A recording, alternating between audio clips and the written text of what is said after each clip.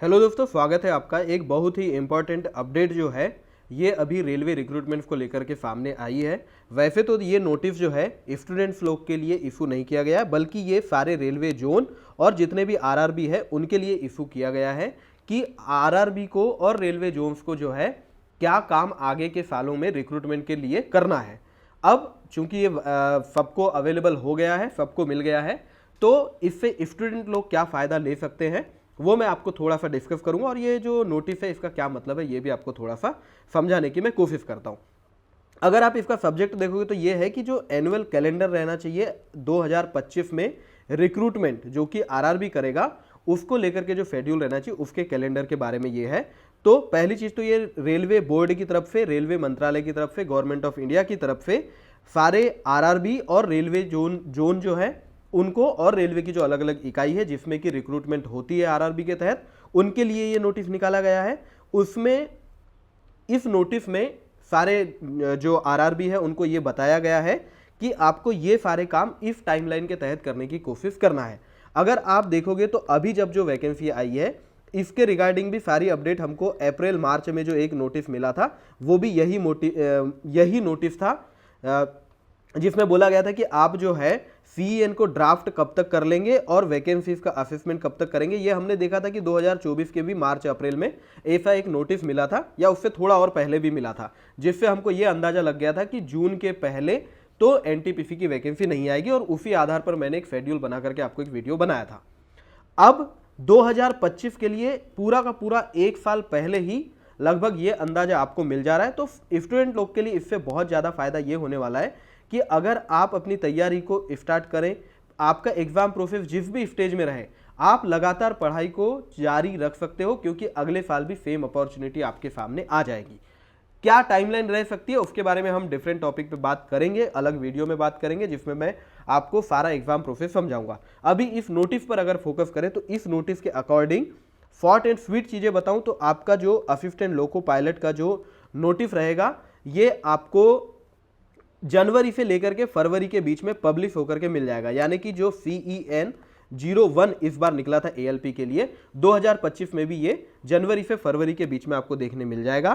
साथ में टेक्नीशियन की जो वैकेंसी रहेगी ये आपको मार्च से लेकर के अप्रैल में मिल सकती है। वैसे तो अगर टाइमलाइन देखो तो ये अप्रैल से जून के बीच में इन लोग आपको मिल सकती है, लेकिन आपको जो मान के चलना है वो मैं अगर बताऊं तो आप देखो तो फरवरी से लेकर के अप्रैल के बीच में आपको CEN 02 जो आता है टेक्नीशियन के लिए वो देखने को मिल जाएगा। साथ में जो सबसे ज़्यादा इंतजार रहने वाला है एनटीपीसी की वैकेंसी का, दोनों, जैसे आप यहाँ देखो ग्रेजुएट लेवल जिसमें 4, 5, 6 लेवल के लिए वैकेंसी है, और 2 और 3 लेवल जिसमें कि 12वीं लेवल का होता है, इनका भी जो CEN का ड्राफ्ट है वो जून तक तैयार हो जाएगा। यानी इस साल की तरह ही जुलाई 2025 तक ये वैकेंसी के भी आउट होने की पूरी संभावना है। तो ये जो वैकेंसी रहेगी वो अगले साल आएगी 2025 में। तो अभी जो आप तैयारी कर रहे हो वो आरआरबी के 2024 की सारी रिक्रूटमेंट के लिए कर रहे हो। थोड़ी सी डिले चल रही है, लेकिन अभी एक नया नोटिस भी आया था, मैंने टेलीग्राम पर भी भेजा था, जिससे आपको ये तो पता चल गया कि आपकी एग्जाम डेट्स जो है वो क्या रहने वाली है। दिसंबर तक 3 CEN का काम खत्म हो जाएगा और उसके आगे भी आपके एग्जाम्स का शेड्यूल वेल बिफोर टाइम मिल जाएगा। तो तैयारी आपको लगातार करके चलना है। ये वैकेंसी आपकी पूरी कंप्लीट भी नहीं हो पाएगी, उसके पहले ही आपका दूसरा नोटिस निकल जाएगा और सेम वैकेंसी के अगले साल की प्रोसेस शुरू हो जाएगी। पूरा जैसा दिख रहा है अभी तक रेलवे रिक्रूटमेंट को, अगर मैं समझ के चलूँ तो जैसा अभी तक SSC में हो रहा था, बिल्कुल अब उसी दिशा में आरआरबी के एग्जाम भी आगे जा रहे हैं। अब वैसी संभावना बिल्कुल नहीं रही कि एक एग्जाम आपका 4 साल तक चलने वाला है। धीरे धीरे सारी चीज़ें ठीक हो जाएगी। अब जो वैकेंसी आएगी उसमें जो वैकेंसी का असेसमेंट किया जाएगा वो किया जाएगा 2026 के जून तक का। यानी कि आज से लेकर के जब भी वैकेंसी का असेसमेंट करा जाएगा तो नोटिस आने के आगे के एक साल तक, जितने में कि ये प्रोसेस कंप्लीट होने की उम्मीद लग रही होगी रेलवे को, तब तक के लिए वैकेंसीज का असेसमेंट किया जाएगा। यानी कि अभी जितनी रिक्वायरमेंट है, मान लीजिए अगर अभी X एम्प्लॉयज़ की रिक्वायरमेंट है और अगले 1.5 साल में Y एम्प्लॉयज़ की रिक्वायरमेंट रेलवे को रहने की उम्मीद है, रिटायरमेंट या नई पोस्ट जनरेट करे किसी भी वजह से, तो जो वैकेंसी का निकलेगी, जो CEN आउट होगा वो X + Y वैकेंसी के लिए आउट होगा। ये आप समझ के चल सकते हो। तो वैकेंसी की जो असेसमेंट है वो यही है कि इस डेट तक आपको वैकेंसी का अंदाजा लगा लेना है कि 2026 तक वैकेंसी क्या निकलने वाली है। ये बात रेलवे द्वारा, गवर्नमेंट ऑफ इंडिया द्वारा, प्रोडक्शन यूनिट और रेलवे जोन्स को और रिक्रूटमेंट बोर्ड जो है रेलवे रिक्रूटमेंट बोर्ड उनके लिए ये कही गई है। तो क्लियर है अब आपको कि अगले साल भी, इस साल जिस प्रकार से मंथ वाइज वैकेंसी निकली थी, अगले साल 2025 में भी निकलेगी। यानी ये अब क्लियर हो गया। काफी लोगों का डाउट था और लोग क्वेश्चन भी उठा रहे थे कि क्या हर साल वैकेंसी निकल पाएगी। तो ऑफिशियली जवाब आप ये मान के चल सकते हो कि हाँ, हर साल वैकेंसी निकलने वाली है और काफी एडवांस स्टेज पे ये प्रोसेस चल रहा है।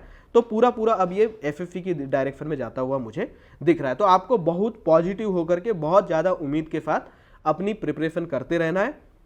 छोटे मोटे फीडबैक को लेकर के आपको ये गिव अप नहीं करना है कि इस बार की वैकेंसी आपके हाथ से गई।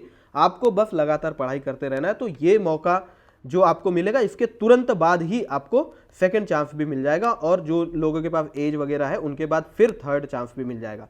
यानी जो एक लगातार मेहनत करते रहोगे आप, जो लगातार आप एडवांस अपनी तैयारी में करते रहोगे, वो आपको लगातार एक जॉब की तरफ लेके जाएगा।